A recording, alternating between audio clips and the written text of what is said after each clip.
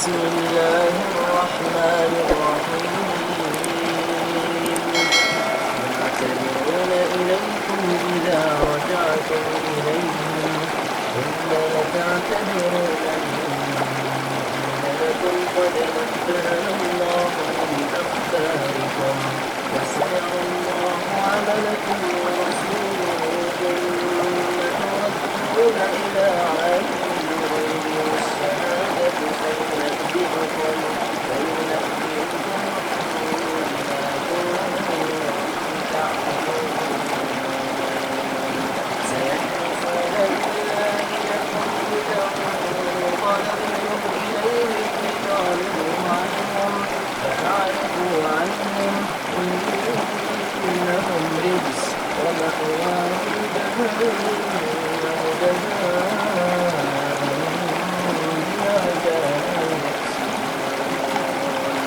يحلفون لكم لترضوا عنهم فإن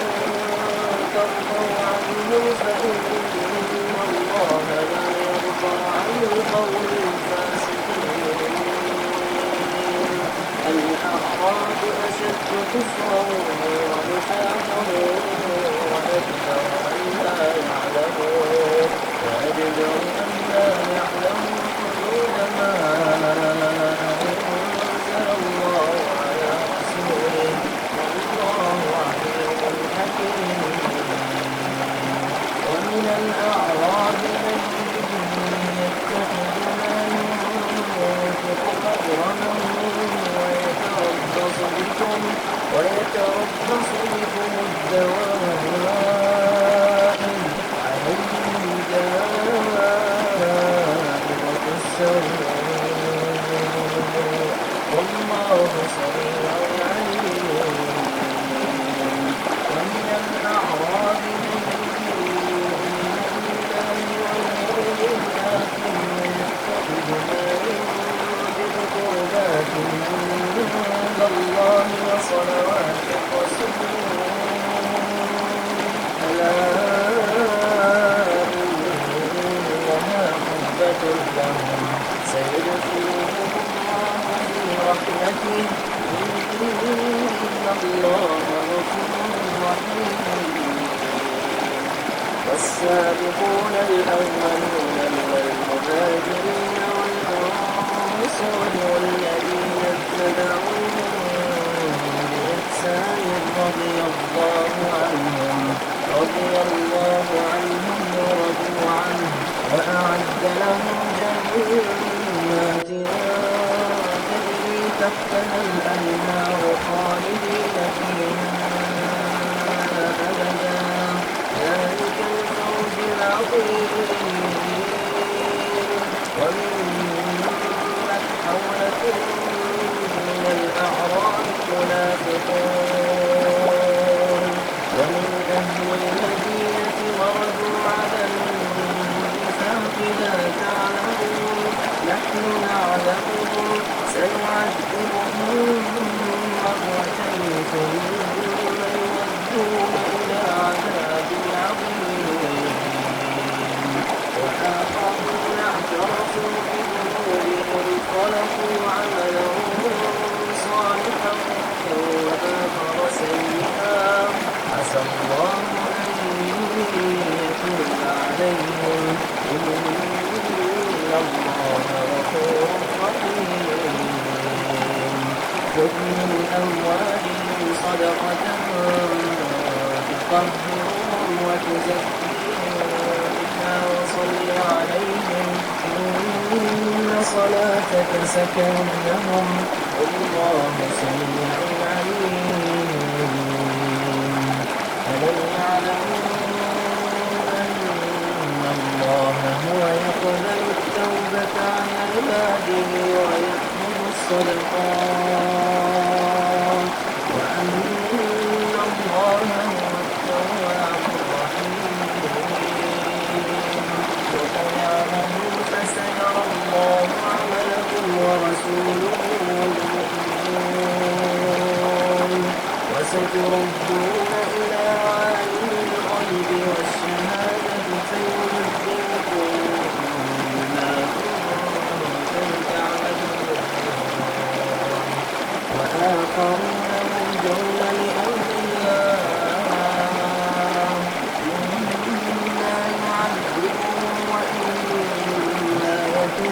عليهم والله عليم حكيم. والذين اتخذوا مسجدا ضرارا وكفرا وتفريقا بين المؤمنين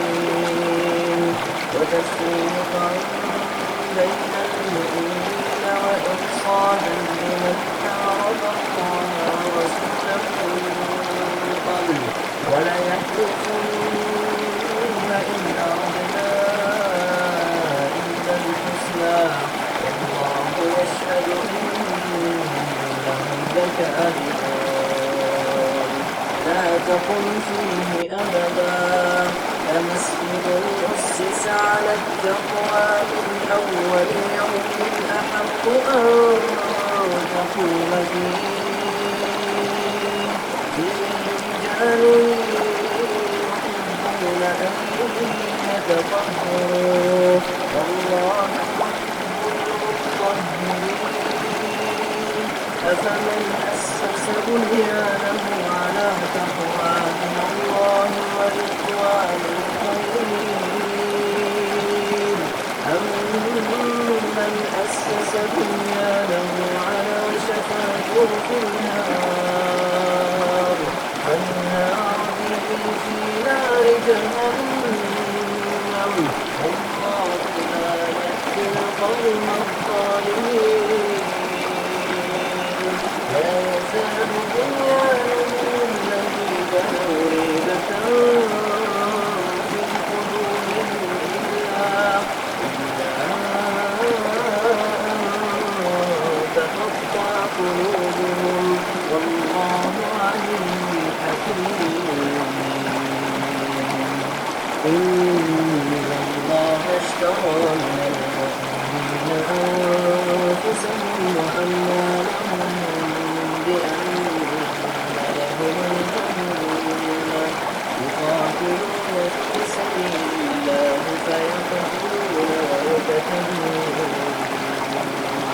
وعدا عليه حقا في التوراة والإنجيل والقرآن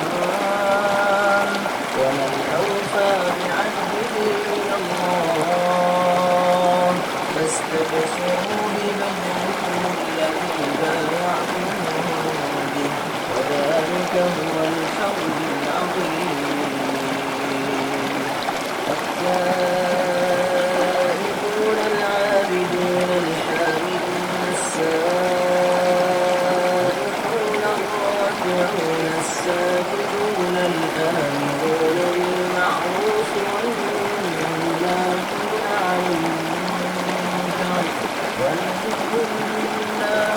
عن المنكر والحافظون لحدود الله وبشر المؤمنين. ما كان للنبي والذين آمنوا أن يستغفروا للمشركين ولو كانوا أولي قربى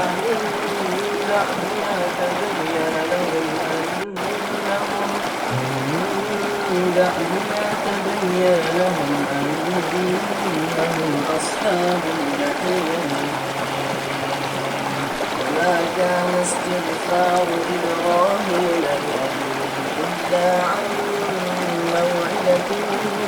وعدها إياه فلما تبين له أنه عدو لله تبرأ منه إن إبراهيم لأواه حليم. وما كان الله ليضل قوما بعد إذ هداهم حتى يبين لهم ما يتقون إن الله بكل شيء عليم. إن الله له ملك السماوات والأرض يحيي ويميت وما لكم من دون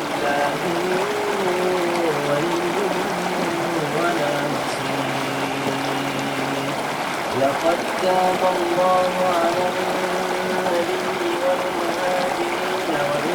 والأنصار الذين اتبعوه في ساعة العسرة من بعد ما كاد يزيغ قلوب فريق منهم ثم تاب عليهم إنه بهم رءوف رحيم. وعلى الثلاثة الذين خلفوا حتى إذا ضاقت عليهم الأرض بما رحبت وضاقت عليهم أنفسهم وظنوا أن لا ملجأ من الله إلا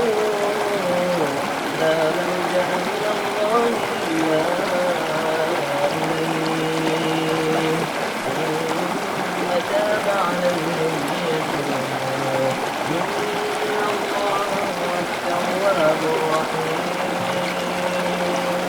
يا أيها الذين آمنوا اتقوا الله وكونوا مع الصادقين. ما كان لأهل المدينة ومن حولهم من الأعراب أن يتخلفوا عن رسول الله ولا يرغبوا بأنفسهم عن نفسه ذلك بأنهم لا يصيبهم ظمأ ولا نصب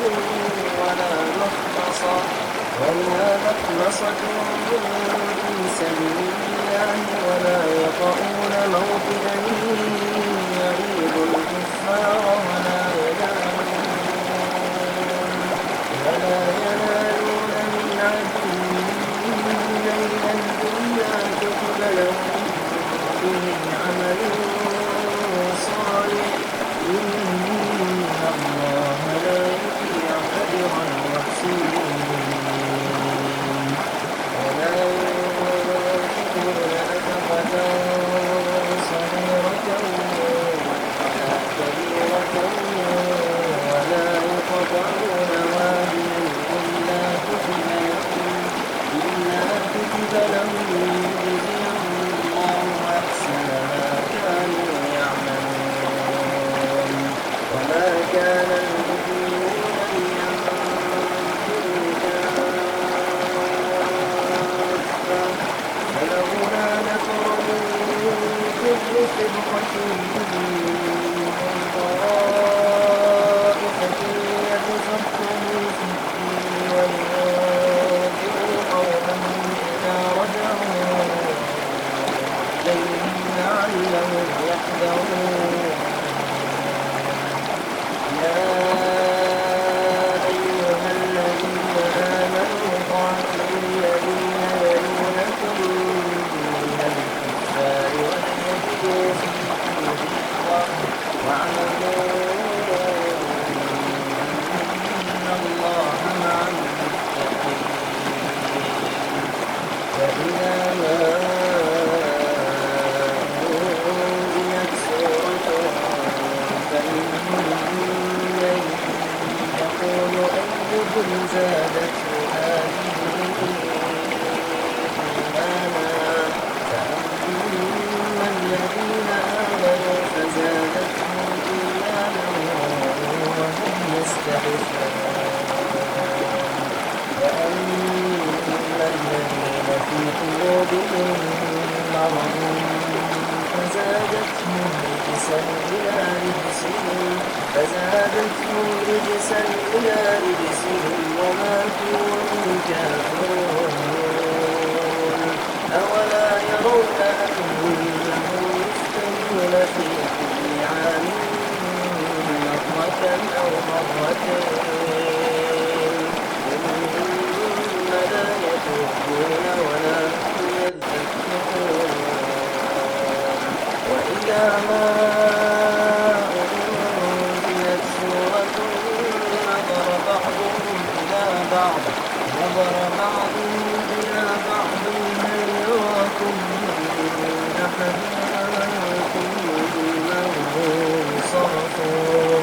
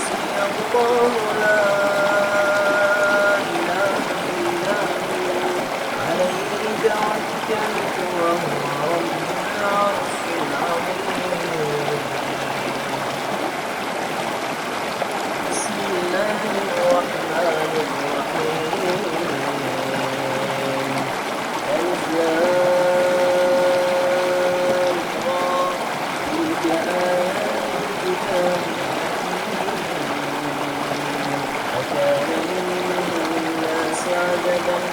أوحينا إلى رجل أن أنذر الناس وبشر الذين آمنوا أن لهم قدم صدق عند ربهم قال الكافرون إن هذا لساحر إن ربكم الله الذي خلق السماوات والأرض في 6 أيام ثم استوى على العرش يدبر الأمر ما من شفيع إلا من بعد إذنه ذلكم الله ربكم فاعبدوه أفلا تذكرون إليه مرجعكم جميعا وعد الله حقا إنه يبدأ الخلق ثم يعيده ليجزي الذين آمنوا وعملوا الصالحات بالقسط والذين كفروا لهم شراب من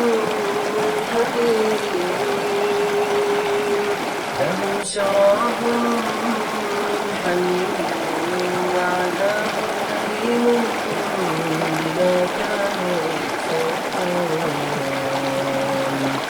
هو الذي جعل الشمس ضياء والقمر نورا وقدره منازل لتعلموا عدد السنين والحساب ما خلق الله ذلك إلا بالحق يفصل الآيات لقوم يعلمون إن اختلاف الليل والنهار وما خلق الله في السماوات والأرض لآيات لقوم يتقون إن الذين لا يرجون لقاءنا ورضوا بالحياة الدنيا واطمأنوا بها والذين هم عن آياتنا غافلون أولئك مأواهم النار بما كانوا يكسبون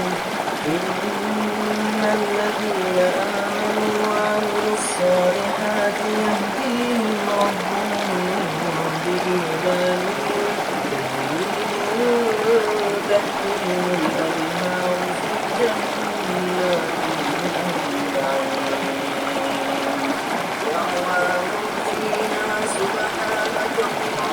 اللهم وتحيتهم فيها سلام وآخر دعواهم أن الحمد لله رب العالمين ولو يعجل الله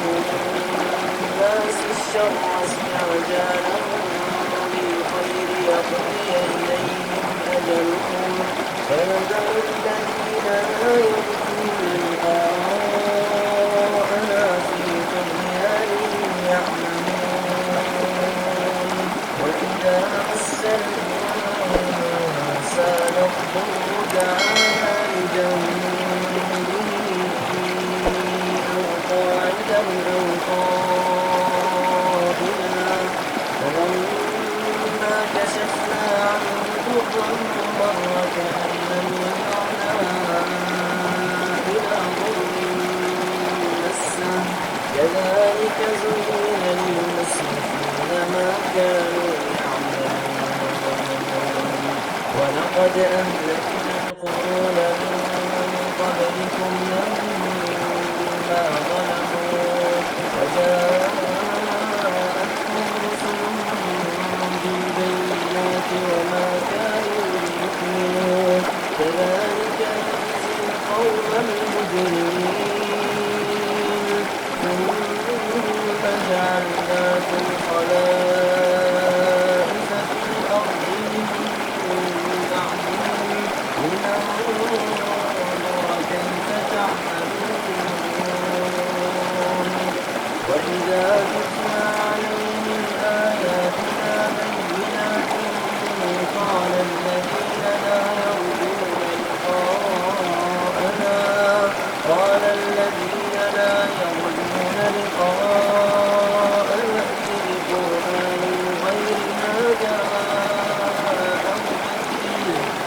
ما يكون لي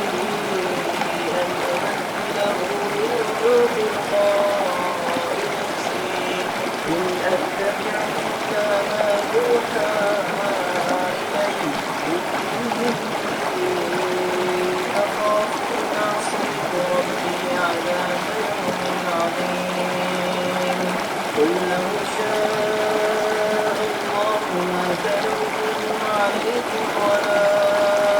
أدراكم به لقد لبثت فيكم عمرا من قبله أفلا تعقلون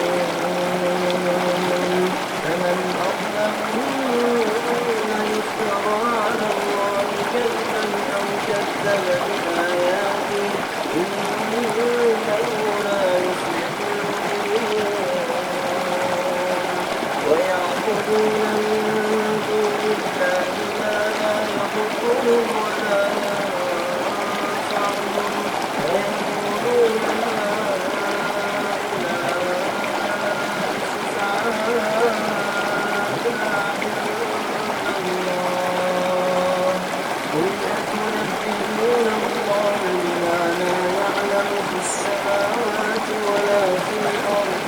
سبحانه وتعالى عما يشركون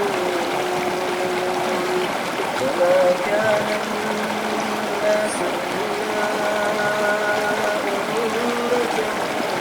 واحدة فاختلفوا ولولا كلمة سبقت من ربك لقضي بينهم فيما فيه يختلفون ويقولون لولا أنزل عليه آية من ربه فقل إنما الغيب لله فانتظروا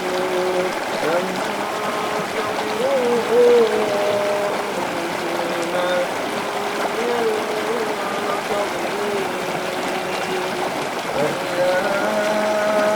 أذقنا الناس رحمة بعد ضراء مستهم إذا لهم مكر في آياتنا قل الله أسرع مكرا إن رسلنا يكتبون ما تمكرون هو الذي يسيركم في البر والبحر حتى إذا كنتم في الفلك وجرين بهم ريح طيبة وبرزوا بها جاءتها ريح عاصف وجاءهم الموج من كل مكان وظنوا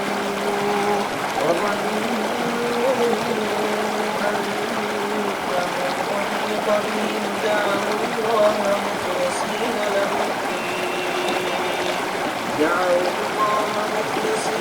الدين لئن أنجيتنا من هذه لنكونن من الشاكرين فلما أنجاهم إلى يبغون في الأرض بغير الحق يا أيها الناس إنما بغيكم على أنفسكم متاع الحياة الدنيا ثم إلينا مرجعكم فننبئكم بما كنتم تعملون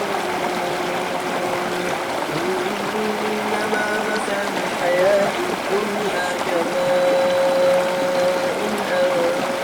أنزلناه من السماء فاختلط به نبات الأرض مما يأكل الناس والأنعام حتى إذا أخذت الأرض زخرفها وزينت وظن أهلها أنهم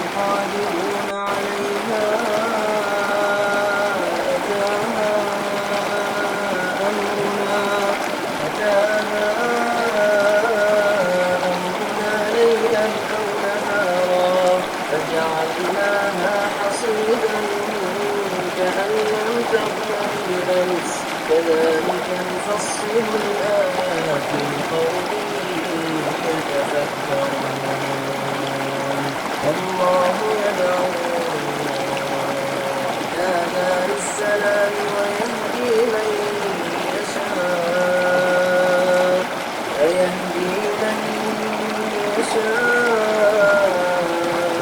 إلى صراط مستقيم للذين أحسنوا الحسنى وزيادة ولا يرهق وجوههم قتر ولا ذلة أولئك أصحاب الجنة هم فيها خالدون والذين كسبوا السيئات جزاء سيئة مثلها وترهقهم ذلة ما لهم من الله من عاصم كأنما أغشيت وجوههم قطعا من الليل أولئك أصحاب النار هم فيها خالدون ويوم نحشرهم جميعا نقول للذين أشركوا مكانكم أنتم وشركاؤكم فزيّنوا بينهم وقال شركاؤهم ما كنتم إيانا تعبدون فكفى بالله شهيدا بيننا وبينكم إن كنا عن عبادتكم لغافلين هنالك تدعو كل نفس ما أسلفت وردوا إلى الله مولاهم الحق وضل عنهم ما كانوا يفترون قل من يرزقكم من السماء والأرض أم من يملك السمع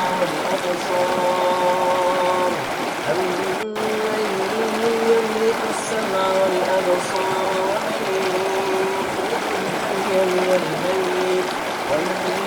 يخرج الحي من الميت ويخرج الميت من الحي ومن يدبر الأمر فسيقولون الله فقل أفلا تتقون فذلكم الله ربكم الحق فماذا بعد الحق إلا الضلال فأنا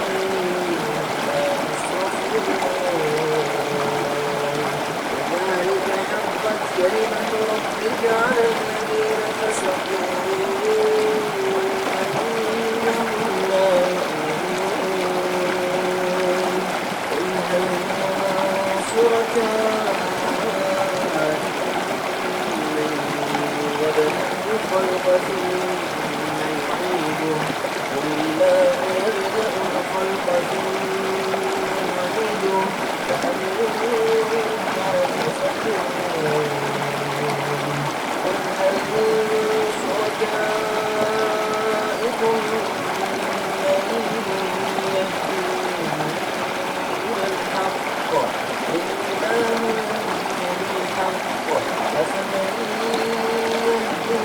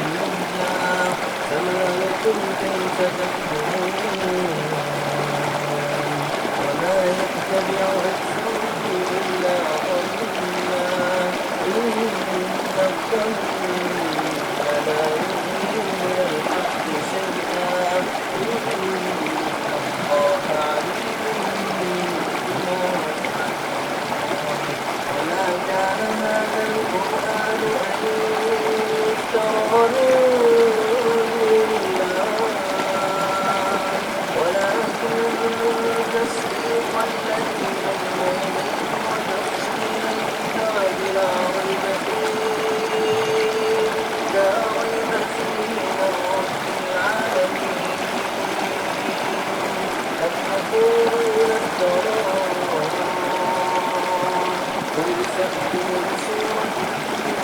من مثله ما استطعتم من دون الله وادعوا من استطعتم من دون الله إن كنتم صادقين بل كذبوا بما لم يحيطوا بعلمه ولما يأتهم تأويله كذلك كذب الذين من قبلهم فانظر كيف كان عاقبة الظالمين قل من يؤمن به ومنهم لا يؤمن به وربك أعلم بالمفسدين وإن كذبوك فقل لي عملي ولكم عملكم أنتم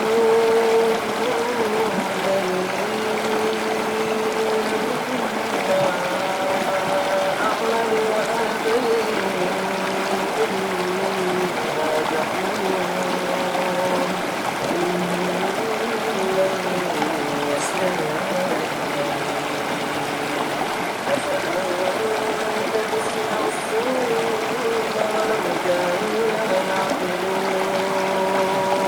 ومن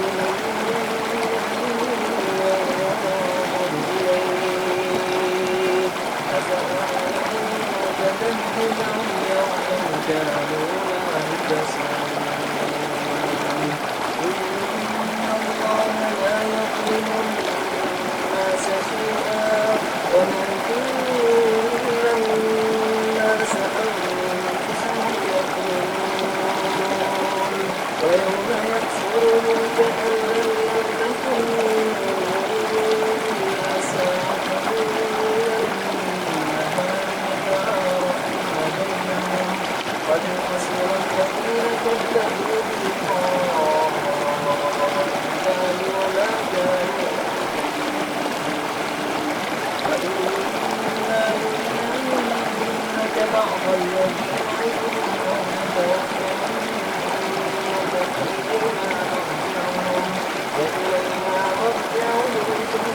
ثم الله شهيد على ما يفعلون ولكل أمة رسول فإذا جاء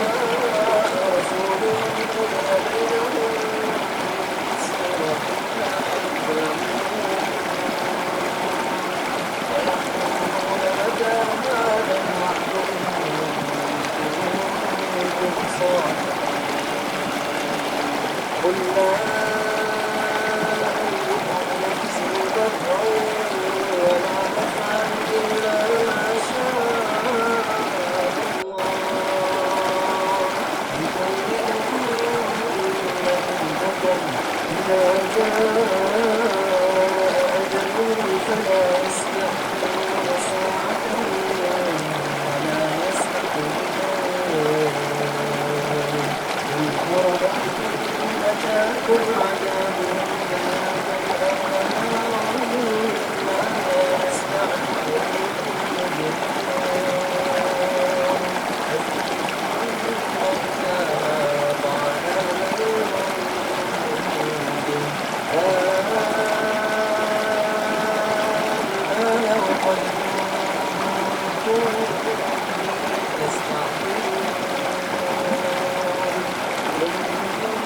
يقول للذين ظلموا ذوقوا عذاب الخلد هل تجزون إلا بما كنتم تكسبون ويستنبئونك أحق القول قل هو ربي إنه لحق وما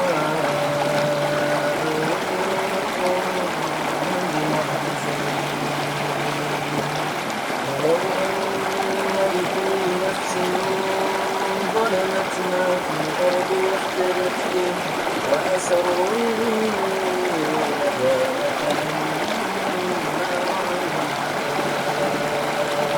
وقضي بينهم بالقسط وهم لا يظلمون ألا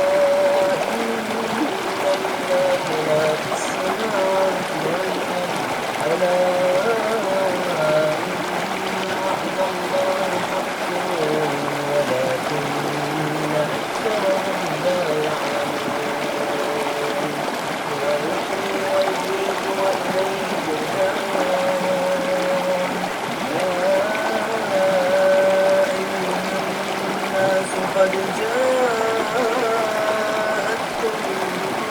موعظة من ربكم وشفاء لما في الصدور وبلاء ورحمة للمؤمنين قل بفضل الله وبرحمته فبذلك فليفرحوا هو خير مما يجمعون قل أرأيتم ما أنزل الله لكم من رزق فجعلتم منه حراما وحلالا قل الله أذن لكم أم على الله تفترون وما ظننتم الذين يفترون على الله الكذب يوم القيامة إن الله لذو فضل على الناس ولكن أكثرهم لا يشكرون وما تكون في شأن وما تتلو من قرآن ولا تعملون من عمل إلا كنا عليكم شهودا إذ تفيضون فيه وما يعزب عن ربك من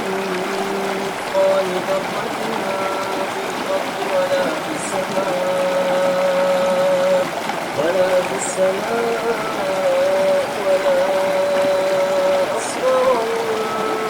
من ذلك ولا أكبر إلا في كتاب مبين ألا الله لا خوف عليهم ولا هم يحزنون الذين آمنوا وكانوا يتقون لهم البشرى في الحياة الدنيا وفي الآخرة لا تبديل لكلمات الله ذلك هو الفوز العظيم ولا يحزنك قولهم إن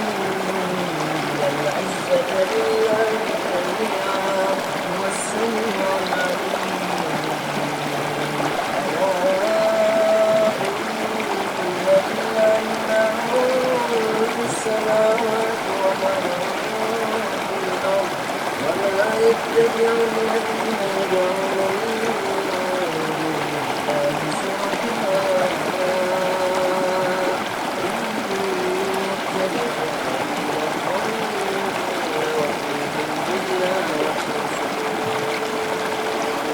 والذي جعل لكم الليل لتسكنوا فيه والنهار مبصرا إن في ذلك لآيات لقوم يسمعون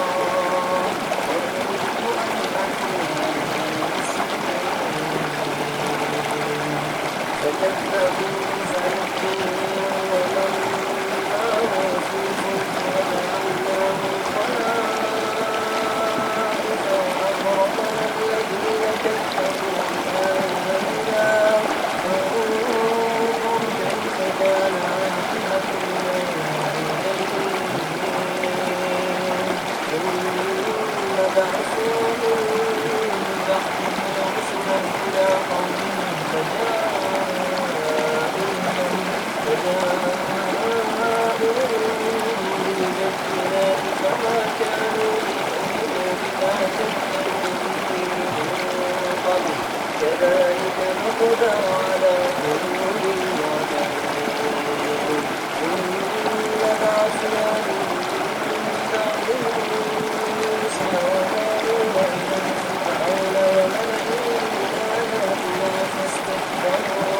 فاستكبروا وكانوا قوما مجرمين فلما جاءهم الحق من عندنا قالوا إن هذا لسحر مبين قال موسى أتقولون للحق لما جاءكم أسحر هذا ولا يفلح الساحرون قالوا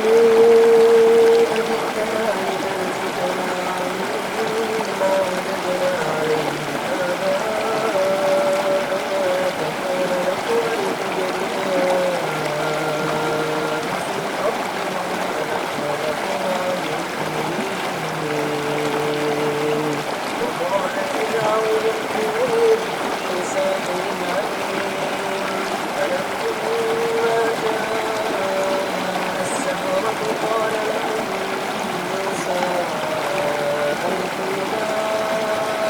أنتم ملقون فلما ألقوا قال موسى ما جئتم به السحر إن الله سيبطله إن الله لا يصلح عمل المفسدين ويحق الله الحق بكلماته ولو كره المجرمون وما آمن موسى إلا بريح من قومه على خوف من فرعون وملئه أن يفتنهم إن فرعون الأرض وإنه لمن المسرفين وقال موسى يا قوم إن كنتم آمنتم بالله فعليه توكلوا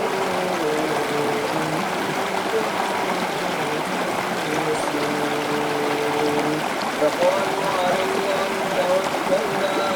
ربنا لا تجعلنا فتنة للقوم الظالمين ونجنا برحمتك من القوم الكافرين وأوحينا إلى موسى وأخيه أن تبوأ لقومكما بمصر بيوتا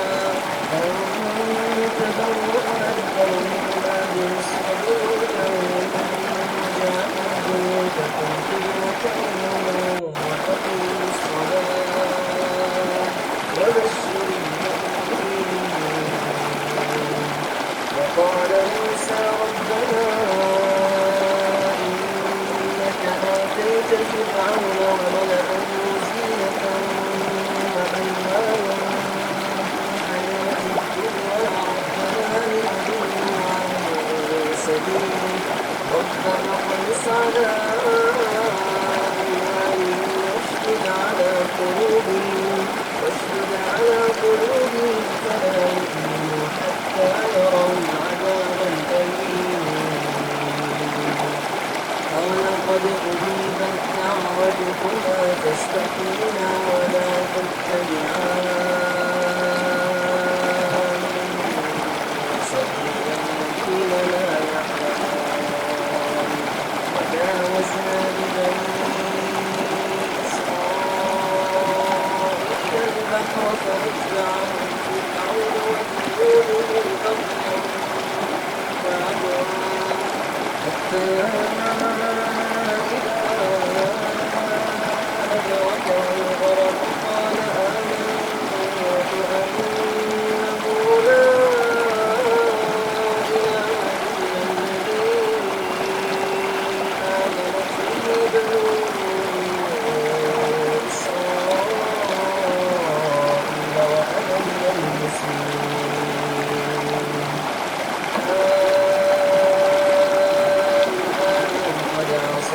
قبل وكنت من المفسدين فاليوم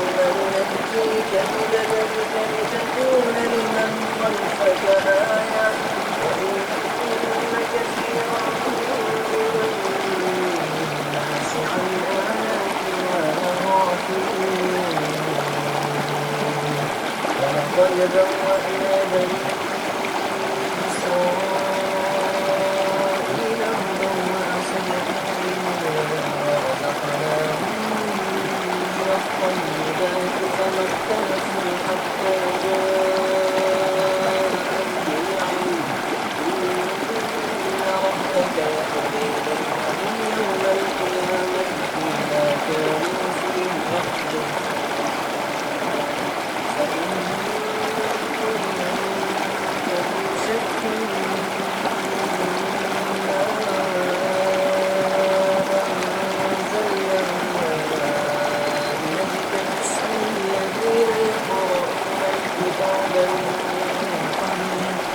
قد جاءك الحق من ربك فلا تكونن من الممترين ولا تكونن من الذين كذبوا بآياتنا فتكون من الخاسرين إن الذين حقت عليهم كلمة ربك لا يؤمنون ولو جاءتهم كل آية حتى يروا العذاب الأليم فلولا كانت قرية آمنت ونفعها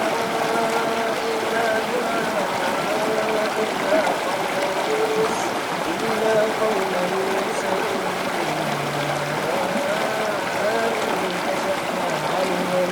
كشفنا عنهم عذاب الخزي في الحياة الدنيا ومتعناهم إلى حين ولو شاء ربك لآمن من في الأرض كلهم جميعا أفأنت تكره الناس حتى يكونوا مؤمنين وما كان لنفس أن تؤمن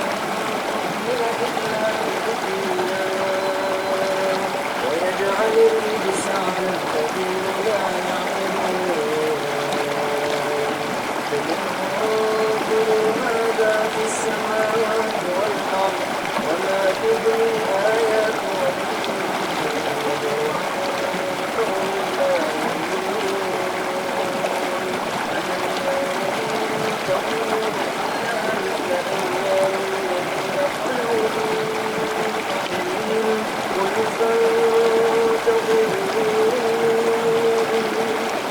معكم من المنتظرين ثم ننجي رسلنا والذين آمنوا كذلك حقا علينا يا أيها الناس إن كنتم في شك فلا أعبد الذين تعبدون من دون الله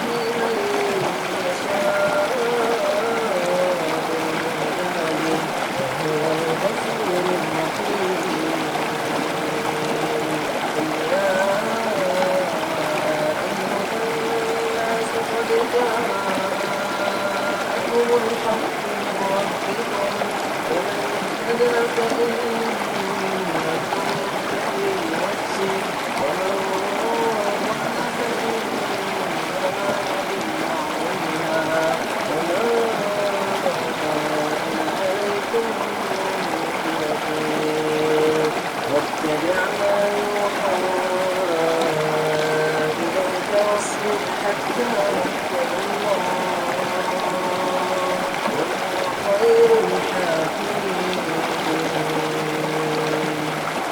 بسم الله الرحمن الرحيم.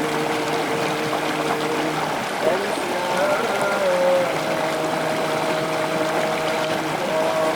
كتاب أحكمت آياته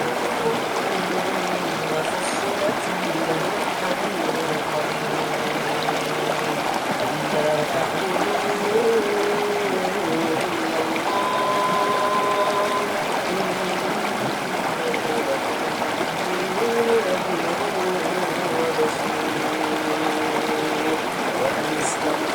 ربكم ثم توبوا إليه يمتعكم متاعا حسنا